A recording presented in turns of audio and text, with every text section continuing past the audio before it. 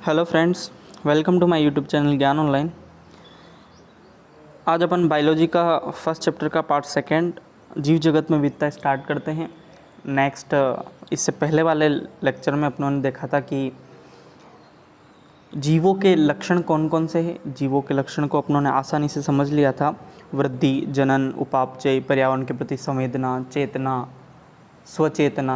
मैं लक्षण की बात कर रहा हूँ। जीवों का लक्षण है स्वचेतना, लेकिन विशिष्ट लक्षण नहीं है।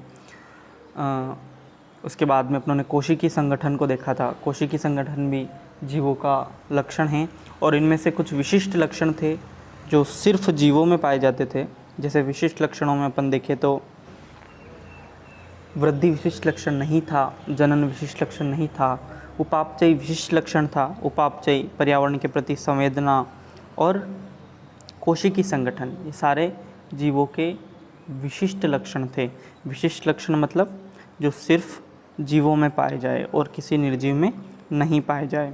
नेक्स्ट अपन देखते हैं जीव जगत में विविधता। विविधता का मतलब क्या होता है? विविधता का मतलब जातियों का प्रकार, न कि एक ही जातियों में स्पीशीज की संख्या। ये नहीं होता, एक ही जाति में इंडिविजुअल संख्या नहीं होता। संख्या मतलब जैसे बिल्ली की एक जाति है और उसमें 100 बिल्लियां हैं, तो ये 100 कोई जाति विविधता नहीं हुई, ये 100 जाति विविधता नहीं है। लेकिन एक बिल्ली है, एक कुत्ता है, एक घोड़ा है, ये तीन जाति विविधता है। इसे जाति विविधता कहते हैं। मतलब जगत में या संसार में पाई जाने वाली जातियों के प्रकार और उनकी संख्या। जातियों की संख्या, अलग अलग प्रकार की जातियाँ। जैसे पेड़ की, नीम की एक जाति है तो आम की एक जाति है। ये अलग अलग जातियों का प्रकार जाति विविधता कहलाता है। ठीक है, देखिए यदि आप अपने आसपास देखें तो आप जीवों की बहुत सी किस्में देखेंगे। देखते ही अपन आसपास में बहुत सारी किस्में। ये किस्में गमले में उगने वाले पौधे, गमले में एक पौधा हो सकता है, कीट, पक्षी, पालतू, बहुत सारे पालतू जीव अपन पालते हैं उनको, अथवा अन्य प्राणी व पौधे हो सकते हैं। बहुत से ऐसे जीव भी होते हैं जिन्हें आप आंखों की सहायता से नहीं देख सकते। बहुत सारे ऐसे जीव होते हैं जिन्हें अपन आंखों की सहायता से नहीं देख सकते हैं। उन्हें अपन सूक्ष्म जीव कहते हैं। सूक्ष्म जीव बहुत सारी जगह पाए जाते हैं, हमारे शरीर के अंदर भी पाए जाते हैं। कुछ सूक्ष्म जीव लाभदायक होते हैं, कुछ सूक्ष्म जीव हानिकारक होते हैं। हानिकारक सूक्ष्म जीवों के कारण अपने को बहुत सारी बीमारियां होती हैं और लाभदायक सूक्ष्म जीव अपने को बहुत सारे विटामिन्स और बहुत सारे पदार्थ उत्पन्न करने में सहायता करते हैं। लेकिन आपके आसपास ही हैं, ये अपने आसपास ही होती हैं। यदि आप अपने अवलोकन के क्षेत्र को बढ़ाते हैं, अवलोकन का क्षेत्र मतलब जहाँ पर अपन अवलोकन कर रहे हैं उसके क्षेत्र को अपन बढ़ाते हैं, तो विविधता की एक बहुत बड़ी श्रृंखला दिखाई पड़ती है। बहुत सारे लोग दिखाई पड़ते हैं, बहुत सारी प्रकार की जातियाँ दिखाई पड़ती हैं। स्पष्ट यदि आप किसी सघन वन में जाएं, अगर अपन किसी वन में जाएं और वहाँ पे छोटे से एरिया को लेकर देखें तो वहाँ पर कुछ ही जातियाँ होगी। लेकिन अगर जैसे जैसे अपन एरिया बढ़ाते हैं, जैसे जैसे अपन वन क्षेत्र में घूमते हैं, अपने को अलग अलग जातियाँ देखने को मिलती हैं। जाए तो आपको जीवों की बहुत बड़ी संख्या तथा उनकी कई किस्में दिखाई पड़ेगी। प्रत्येक प्रकार के पौधे, जंतु अथवा जीव जो आप देखते हैं एक जाति का प्रतीक है। प्रत्येक प्रकार का जीव किसी न किसी जाति से रिलेट करता है, वो एक जाति का प्रतीक है। अब तक की ज्ञात तथा वर्णित स्पीशीज की संख्या 1.7 मिलियन से लेकर 1.8 मिलियन तक हो सकती है। अभी तक जो स्पष्ट आकलन हुआ है, एक रॉबर्ट मे, एक साइंटिस्ट है रॉबर्ट मे ने जातियों की संख्या का स्पष्ट आकलन किया है अभी तक। उसके अनुसार अभी तक ज्ञात स्पीशीज की संख्या 1.7 मिलियन से लेकर 1.8 मिलियन तक हो सकती हैं। अभी तक जाति विविधता कितनी हो सकती है? 1.7 मिलियन से 1.8 मिलियन तक जाति विविधता, जातियों की संख्या हो सकती है। हम इसे जैविक विविधता अथवा पृथ्वी पर स्थित जीवों की संख्या तथा प्रकार कहते हैं। पृथ्वी पर स्थित जीवों की संख्या तथा प्रकार को क्या कहते हैं? जाति विविधता या जैविक विविधता कहते हैं। हमें स्मरण रहना चाहिए कि जैसे जैसे हम नए तथा यहाँ तक कि पुराने क्षेत्रों की खोज करते हैं, हमें नए नए जीवों का पता लगता रहता है। जैसे जैसे अपन नए और पुरानी जगहों का खोज करते हैं, इधर उधर देखते हैं, खोज में निकलते हैं, तो अपने नए जीवों का पता लगता रहता है। आराम से आप नए जीव को देख सकते हैं। इसके बाद में देखिए, जैसा कि ऊपर बताया गया है कि विश्व में कई मिलियन पौधे तथा प्राणी हैं। हम पौधे तथा प्राणियों को उनके स्थानीय नाम से जानते हैं। अब अपने यहाँ अलग अलग जाति का एक स्थानीय नाम होता है। जैसे डॉग को कहीं पर कुत्ता, कहीं पर कुछ अलग नाम से बुलाते हैं, कहीं पर किसी अलग नाम से बुलाते हैं। तो अगर कोई व्यक्ति एक देश से दूसरे देश में या एक शहर से दूसरे शहर में जाए तो उन स्थानीय नाम के हिसाब से प्रत्येक जाति का नाम बदल जाता है। नाम बदल जाने से उसको पहचानने में कन्फ्यूज़न, उसको पहचानने में दिक्कत हो सकती है, क्योंकि उसके वहाँ उसका अलग नाम है और अपने यहाँ अलग नाम है। तो अलग अलग नामों के कारण वहाँ पर दिक्कत हो सकती है। तो फिर साइंटिस्ट ने क्या किया कि प्रत्येक जीव का एक ही नाम फिक्स किया। प्रत्येक जीव का, प्रत्येक जाति का एक स्पेसिफिक नाम उन्होंने फिक्स किया। उसको अपन वैज्ञानिक नाम कहते हैं। उसको अपन ढंग से पहचान सकें, हर जगह जाए तो वैज्ञानिक नाम सेम होता है। अगर आप दुनिया में कहीं भी चले जाए तो उस जीव का वही नाम होगा, वैज्ञानिक नाम। ठीक है। ये स्थानीय नाम एक ही देश के विभिन्न स्थान के अनुसार बदलते रहते हैं। एक ही देश में अलग अलग स्थान पर आप जाओगे तो उनके नाम बदलते रहते हैं। यदि हमने ऐसी विधि नहीं निकाली जिसके द्वारा हम किसी जीव के विषय में चर्चा कर सकें, जो शायद इससे भ्रमकारी स्थिति पैदा हो सकती हैं। प्रत्येक जीव का एक मानक नाम होता है। अपने को पता है प्रत्येक जीव का एक न एक मानक नाम फिक्स किया हुआ है, जिसे वह उसी नाम से सारे विश्व में जाना जाता है। इस प्रक्रिया को नाम पद्धति कहते हैं। स्पष्ट नाम पद्धति तभी संभव है जब जीवों का वर्णन सही हो और हम जानते हो कि नाम किस जीव का हो। इसे पहचानना कहते हैं। अब पहचानना क्या होता है कि अपने को पता चले कि यह नाम किस जीव का है। जैसे अपनों ने कोई नाम लिया मैंजिफेरा इंडिका। मैंजिफेरा इंडिका आम का वैज्ञानिक नाम है। तो अपने को आम को पहचानना आना चाहिए कि आम कैसा होता है। अगर आप आम को नहीं पहचानोगे तो वो नाम आप किसी पे भी अप्लाई कर सकते हो। तो पहचानना अपने को पता होना चाहिए कि अपन किसकी बात कर रहे हैं। अध्ययन को सरल करने के लिए अनेक वैज्ञानिकों ने प्रत्येक ज्ञात जीव को वैज्ञानिक नाम देने की प्रक्रिया बनाई। वैज्ञानिकों ने अपने अध्ययन को सरल करने के लिए, अपना अलग अलग जीवों का जो अध्ययन करते हैं उसको सरल करने के लिए प्रत्येक ज्ञात जो अपने को पता है जीव, उसको वैज्ञानिक नाम देने की प्रक्रिया बनाई। वैज्ञानिक नाम अलग अलग प्रकार से दिए जाते हैं। इस प्रक्रिया को विश्व में सभी जीव वैज्ञानिकों ने स्वीकार किया है। पौधों के लिए वैज्ञानिक नाम का आधार सर्वमान्य नियम तथा कसौटी हैं, जिनको अलग अलग पौधों और जंतुओं को नाम देने के लिए अलग अलग कसौटियाँ बनाई गई, अलग अलग कमेटी बनाई गई। उसके बारे में अपन पढ़ते हैं। जैसे एक है ICBN जो है international code of botanical nomenclature, इसका ये फुल फॉर्म है ICBN में पौधों को वैज्ञानिक नाम देने के सर्वमान्य नियम मौजूद है तथा ये कमेटी क्या करती हैं, ये पौधों को वैज्ञानिक नाम देती है। ठीक है। आप पूछ सकते हैं कि प्राणियों का नामकरण कैसे किया जाता है। प्राणी वर्गीकीविदों ने international code of zoological nomenclature ICZN बनाया है। ICZN के अंतर्गत प्राणियों का वैज्ञानिक नामकरण किया जाता है। वैज्ञानिक नाम की यह गारंटी है कि प्रत्येक जीव का एक ही नाम रहे। किसी भी जीव के वर्णन से विश्व में किसी भी भाग में लोग एक ही नाम बता सकें। विश्व में कहीं भी जाए तो एक जीव का एक ही नाम हो, इसलिए नामकरण पद्धति का विकास किया गया। वे यह भी सुनिश्चित करते हैं कि एक ही नाम किसी दूसरे ज्ञात जीव का न हो, मतलब एक ही नाम के दो जीव ना हो जाए। एक बार एक जो नाम दे दिया वो फिक्स हो जाता है कि वो इसी स्पीशीज का है, उसके बाद वह नाम किसी और जीव पर अप्लाई नहीं होता, किसी और जीव पर उसको रिपीट अपन नहीं कर सकते। तो यहाँ फिक्स हो जाता है कि एक जीव की खोज हुई, उसको रिकॉर्ड कर लिया जाता है, उसका स्पेसिफिक नाम हो जाता है। उसके बाद न तो वो नाम किसी को दिया जाता है और ना ही उस नाम से कोई दूसरा जीव हो सकता है, अलग नाम उसको दिया जाता है। जीव वैज्ञानिक ज्ञात जीवों के वैज्ञानिक नाम देने के सार्वजनिक मान्य नियमों का पालन करते हैं। अब ये जो जीव वैज्ञानिक होते हैं, वैज्ञानिक नाम देने के लिए कुछ इसके नियम होते हैं फिक्स, कुछ नियम इस बुक में बताए गए हैं। उस नियम के हिसाब से वैज्ञानिक नाम दिए जाते हैं। अपने को भी उन नियमों का पालन करते हुए वैज्ञानिक नाम लिखना है, क्योंकि अक्सर पूछ लेते हैं एग्ज़ाम में कि इसका वैज्ञानिक नाम क्या है, और उनके लिखने का तरीका अलग अलग होता है। लिखने के तरीके के हिसाब से अपन वहाँ पर क्वेश्चन को गलत कर सकते हैं। तो ध्यान से देखिएगा, प्रत्येक नाम के दो घटक होते हैं। पहला जो घटक होता है वो वंश नाम होता है और दूसरा जो घटक होता है वो जाति संकेत पद होता है। मतलब किसी भी जीव के नाम में दो घटक मौजूद होंगे। जैसे आम का अपन एग्जाम्पल ले तो मेंजिफेरा इंडिका। मेंजिफेरा इंडिका में मेंजिफेरा जो है वो वंश नाम है और इंडिका जो है वो जाति का नाम है। अब इसको लिखना कैसे है, इसके भी कुछ नियम फिक्स हुए हुए हैं। इस प्रणाली को जिसमें दो नाम के दो घटक होते हैं उसे द्विनाम पद्धति कहते हैं। अब इस प्रणाली में नाम के दो घटक हैं, एक है वंश नाम और दूसरा कौन सा, जाति का नाम। उसे अपन कौन सी पद्धति कहते हैं, द्विनाम पद्धति कहते हैं। इस नामकरण प्रणाली को कैरोलस लीनियस ने दिया। कैरोलस लीनियस एक साइंटिस्ट है जिनका खुद का पहले नाम 3 अक्षर वाला हुआ था, कॉन वैन लीन। ठीक है, तो उन्होंने क्या किया, ये नाम पद्धति देने से पहले, द्विनाम पद्धति देने से पहले खुद के नाम को द्विनाम पद्धति के हिसाब से चेंज किया। उन्होंने अपना नाम क्या रख लिया, कैरोलस लीनियस। इस हिसाब से इन्होंने द्विनाम पद्धति दी, पहला नाम वंश नाम, दूसरा नाम जाति नाम। ठीक है, इसका उपयोग सारे विश्व के जीव वैज्ञानिक करते हैं। 2 शब्दों वाला नामकरण प्रणाली बहुत सुविधाजनक है।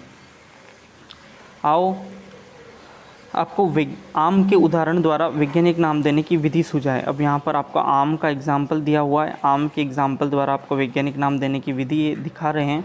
देखिए, आम का जो वैज्ञानिक नाम है वो मेंजिफेरा इंडिका है। मेंजिफेरा इंडिका, मेंजिफेरा इंडिका में सिर्फ मेंजिफेरा वाला एम कैपिटल आता है, बाकी सारे जो लेटर होते हैं वो स्मॉल आते हैं। इसमें सिर्फ वंश नाम का जो पहला अक्षर होता है वो एम कैपिटल आता है, उसके बाद में जो सारे वर्ड होते हैं वो क्या आते हैं, स्मॉल लेटर में आते हैं। तो मेंजिफेरा इंडिका किसका वैज्ञानिक नाम है, आम का वैज्ञानिक नाम है। ठीक है, आम का वैज्ञानिक नाम मेंजिफेरा इंडिका है। तब आप देख सकते हैं कि यह कैसे द्विपद हैं। इसका नाम मेंजिफेरा में, ये जो मेंजिफेरा है वंश का नाम है और इंडिका जो है उसकी जाति का नाम है। तो मेंजिफेरा क्या है, वंश नाम और जाति नाम। ये वंश, जाति, कुल, ये सारे क्या होते हैं या इसमें आगे बताए गए, अपन अच्छे से उनको समझेंगे। तो मेंजिफेरा इंडिका में मेंजिफेरा क्या है, वंश, और इंडिका क्या है, जाति। मेंजिफेरा इंडिका में जो पहला जो वंश नाम का जो फर्स्ट लेटर होगा एम वो कैपिटल आएगा, बाकी सारे लेटर जो होंगे वो स्मॉल होंगे। ठीक है, जब इंडिका एक विशिष्ट स्पीशीज अथवा जाति संकेत पद है। नाम पद्धति के अन्य सार्वजनिक नियम निम्नलिखित हैं। देखिए, नाम पद्धति के जो सार्वजनिक नियम है वो अपन देखते हैं। यहाँ पे आपको 4 नियम दे रखे हैं, 4 नहीं 5 है, एक छोटा सा नियम नीचे भी है।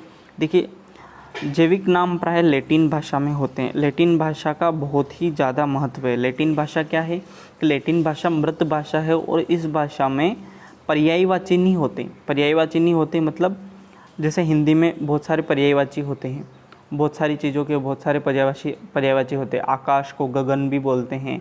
ऐसे हर एक नाम का कोई न कोई पर्यायवाची मिल ही जाता है। तो पर्यायवाची होने के कारण अपन उसका सही से नाम नहीं लिख पाते। वैज्ञानिक नाम अगर पर्यायवाची होगा तो कहीं पर क्या यूज़ हो रहा है और कहीं पर क्या यूज़ हो रहा है, उसके लिए यहाँ पर लैटिन भाषा का प्रयोग किया जाता है। इस भाषा में पर्यायवाची नहीं होते, एक फिक्स वर्ड होता है, तो लैटिन भाषा में यूज़ करते हैं अपन। वैज्ञानिक नाम, जैविक नाम प्रायः किस में होते हैं, लैटिन भाषा में होते हैं।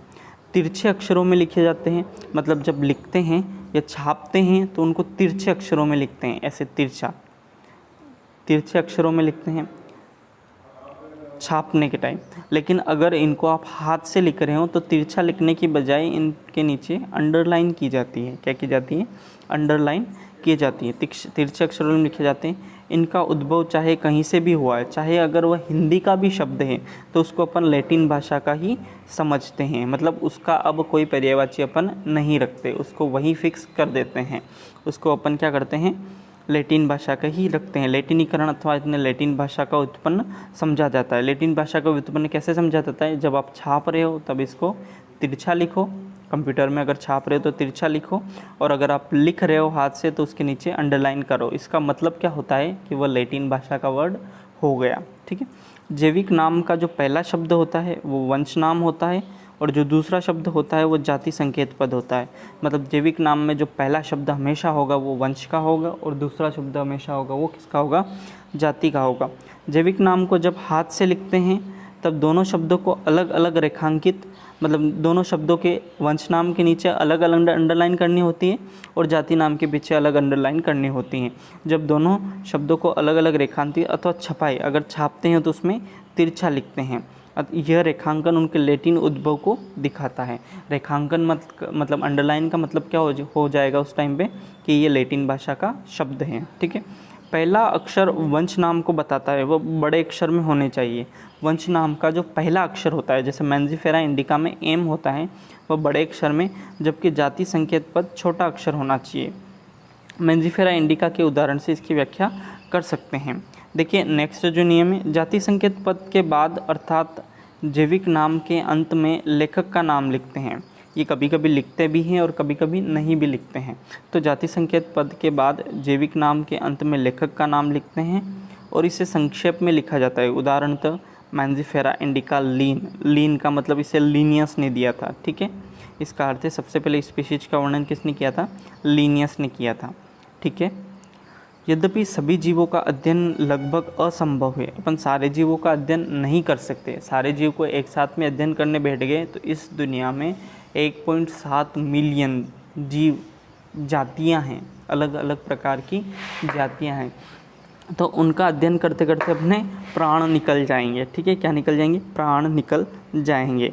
इसलिए ऐसी युक्ति बनाने की आवश्यकता है जो इसे संभव कर सकते। तो अपनों ने क्या किया? ऐसी युक्ति का विकास किया जो इसको संभव कर सके। उसको अपनों ने क्या नाम दिया? वर्गीकरण। अपनों ने क्या क्या किया? सारे जीवों को उनके लक्षणों, उनके गुणों के आधार पर अलग अलग वर्ग में रखा गया। अलग अलग वर्ग में रखा गया, उसको अपन क्या कहते हैं? वर्गीकरण प्रणाली कहते हैं। उसके अनुसार वर्गीकरण के हिसाब से अपना अध्ययन बहुत ही सरल हो गया और आज अपन उनका अध्ययन कर सकते हैं। ठीक है, वर्गीकरण वह प्रक्रिया है जिसमें कुछ सरलता से दृश्य गुणों के आधार पर, दृश्य गुण जो अपने को दिखाई देते हैं, सुविधाजनक वर्ग में वर्गीकृत किया जा सके। उदाहरण के लिए हम पौधे अथवा प्राणियों और कुत्ता, बिल्ली अथवा कीट को सरलता से पहचान लेते हैं। अच्छा, पौधे, प्राणी, कुत्ता, बिल्ली, इनको अपन आराम से पहचान लेते हैं। जैसे ही हम शब्दों का उपयोग करते हैं उसी समय हमारे मस्तिष्क में इन जीवों के कुछ गुण आ जाते हैं। जैसे आपको बिल्ली का नाम लूँगा तो आपके मस्तिष्क में बिल्ली की तस्वीर आ जाएगी। कुत्ते का नाम लूँगा तो आपको कुत्ते की तस्वीर आ जाएगी। उनके कुछ सामान्य से गुण आएंगे, दृश्य गुण, कि ये इनके किस प्रकार के होते हैं। ठीक है, जिससे उनका उस वर्ग से संबंध होता है। जब आप कुत्ते के विषय में सोचते हो तो आपके मस्तिष्क में क्या प्रतिबिंब बनता है? स्पष्ट आप कुत्ते को ही देखेंगे, आपके मस्तिष्क में कुत्ते की ही इमेज बनेगी। अगर आप बिल्ली को सोचोगे तो बिल्ली की इमेज बनेगी। ठीक है, लेकिन ऐसा नहीं कि मैंने कुत्ता कहा और आपके मस्तिष्क में बिल्ली की इमेज बन गई, ऐसा नहीं होता। लेकिन यदि आपसे कह दिया जाए कि एल्सेशियन नाम का कोई जीव नहीं है तो आपके दिमाग में इसके विषय में कोई इमेज नहीं बनेगी। इस विषय में सोचे तो हमें पता लगता है कि किसके विषय में चर्चा कर रहे हैं। इसी प्रकार मान ले हमें स्तनधारी कहना है। अगर अपनों ने कहा स्तनधारी, मतलब क्या हुआ? उनके ऐसे जंतु होंगे जिनके बाह्य कान होंगे, शरीर पर बाल होंगे, स्तन ग्रंथियाँ होंगी। ऐसे शरीर जो अपने बच्चों को स्तनपान कराते होंगे उन्हें अपन क्या कहते हैं? स्तनधारी कहते हैं। ठीक है, तो स्तनधारी सुनते ही अपने दिमाग में ये चीज़ें, इनके ये सारे गुण अपने दिमाग में आते हैं। ठीक है, इसी प्रकार पौधों में यदि अपन गेहूं के विषय में चर्चा करें तो हमारे मस्तिष्क में गेहूं का पौधा आ जाएगा। इसलिए ये सभी कुत्ता, बिल्ली, स्तनधारी, गेहूं, चावल, पौधे, जंतु सुविधाजनक वर्ग है। ये सारे क्या है? सुविधाजनक वर्ग हैं। अच्छा, हर एक नाम जो किसी न किसी पद या वर्ग को दिखाता है उसे अपन टैक्सा कहते हैं। क्या कहते हैं? टैक्सा। जैसे कुत्ता टैक्सा है, बिल्ली टैक्सा है, एनिमेलिया टैक्सा है। एनिमेलिया भी कुछ न कुछ दर्शाता है, किसी न किसी वर्ग को दर्शाता है। तो ये सारे क्या है? टैक्सा हैं। यहाँ पर आपको स्वीकार करना चाहिए कि टैक्सा विभिन्न स्तर पर सही वर्गों को बता सकता है। पौधे भी एक टैक्सा है, गेहूँ भी एक टैक्सा है। इसी प्रकार जंतु, स्तनधारी, कुत्ता सभी किस में आते हैं? टैक्सा में आते हैं। मतलब ऐसा शब्द जिसे बोलकर या जिसे देखकर आपको कुछ समझ में आ रहा हो उसे अपन क्या कहेंगे? टैक्सा कहेंगे। ठीक है, लेकिन क्या आप जानते हैं कि कुत्ता एक स्तनधारी और स्तनधारी प्राणी है। इसलिए प्राणी, स्तनधारी, कुत्ता विभिन्न स्तरों पर अलग अलग टैक्सा को बताता है। विभिन्न स्तर पर टैक्सा को बताता है। जैसे कुत्ता निम्न स्तर है, कुत्ता। उसके बाद में कुत्ता एक स्तनधारी प्राणी है, स्तनधारी भी है और प्राणी भी है। ये सारे अलग अलग वर्ग है।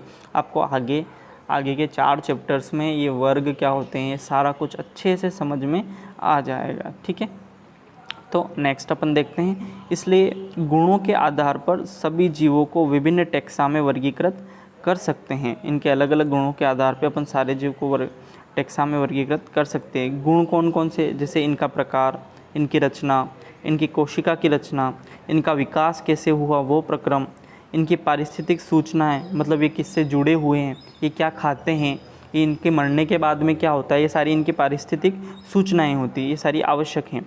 आधुनिक वर्गीकरण अध्ययन के आधार हैं। ये सारे आधुनिक वर्गीकरण के आधार हैं। कौन कौन से, इनके प्रकार, रचना, इनकी कोशिका की रचना, इनका विकासी प्रक्रम, इनकी पारिस्थितिक सूचनाएं, ठीक है। इसलिए विशेषीकरण, पहचान, वर्गीकरण तथा नाम पद्धति आदि ऐसे प्रक्रम प्रणाली है जो वर्गीकी के आधार हैं। इनकी पहचान होना ज़रूरी है, इनका वर्गीकरण और इनकी नाम पद्धति, ये सारे वर्गीकी के आधार है। वर्गीकी एक ब्रांच है जिसमें जीवों को पहचान किया जाता है, उनका विशेषीकरण, उनका पहचान मतलब उसमें क्या स्पेसिफिक है वो निकाला जाता है, फिर उसको अलग उनके किसी न किसी वर्ग से उनको रिलेट किया जाता है कि ऐसे गुण और कैसे किस जीव में हैं और कौन से जीव में हैं, फिर उसको उनके हिसाब से नाम दिया जाता है, ठीक है। वर्गीकी कोई नहीं, मानव सदैव विभिन्न प्रकार के जीवों के विषय में अधिकाधिक जानने का प्रयत्न करता रहा है। मानव क्या चाहता है कि अधिक से अधिक प्रकार के जीवों में अपन जानकारी प्राप्त कर सके, विशेष रूप से उनके विषय में जो उनके लिए अधिक उपयोगी थे। आदि मानव को अपनी मूलभूत आवश्यकताओं जैसे भोजन, कपड़े तथा आश्रय के लिए नए नए स्रोत खोजने पड़ते थे। इसलिए विभिन्न जीवों के वर्गीकरण का आधार उपयोग तथा उपयोग पर आधारित था। किस पे आधारित था? उपयोग पर। किस हिसाब से वो उपयोग कर रहे हैं उस हिसाब से उनको वर्गीकृत कर देते थे, ठीक है। लेकिन काफ़ी समय से मानव विभिन्न प्रकार के जीवों के विषय में जानने और उनकी वर्गीकरण, उनकी विविधता सहित उनके संबंध में रुचि लेता रहा। अध्ययन की शाखा को वर्गीकरण पद्धति कहते हैं, सिस्टेमेटिक्स कहते हैं। वर्गीकरण पद्धति, सिस्टेमेटिक शब्द लैटिन भाषा से आया है। वैज्ञानिक भाषा में आपको अधिकतर जो शब्द मिलेंगे वो लैटिन भाषा के ही मिलेंगे। तो सिस्टेमेटिक शब्द जो आया वो किस भाषा से आया? लैटिन भाषा सिस्टेमा से आया। सिस्टेमा, और सिस्टेमा का अर्थ होता है जीवों की नियमित व्यवस्था। जीवों की नियमित व्यवस्था, कई बार एग्जाम में आपसे पूछ लेते हैं कि सिस्टेमा का मतलब क्या होता है, तो सिस्टेमा का मतलब होता है जीवों की नियमित व्यवस्था। लिनियस ने अपने पब्लिकेशन का टाइटल सिस्टेमा नेचर चुना। लिनियस ने एक किताब लिखी थी सिस्टेमा नेचुरी, ठीक है। मतलब अपने जानकारी को जो पब्लिश किया उन्होंने, उस किताब का नाम उसने क्या रखा था? सिस्टेमा नेचुरी, ठीक है। नाम पद्धति तथा वर्गीकरण को शामिल करके इस क्षेत्र को बढ़ा दिया गया। वर्गीकरण पद्धति में जीवों के विकासी संबंध का भी ध्यान रखा गया, मतलब उनका विकास कैसे हुआ, वो जीव पहले किस में थे। अपना विकास जैसे बंदर से हुआ है तो मानव का विकास बंदर से हुआ, बंदर अपने पूर्वज है।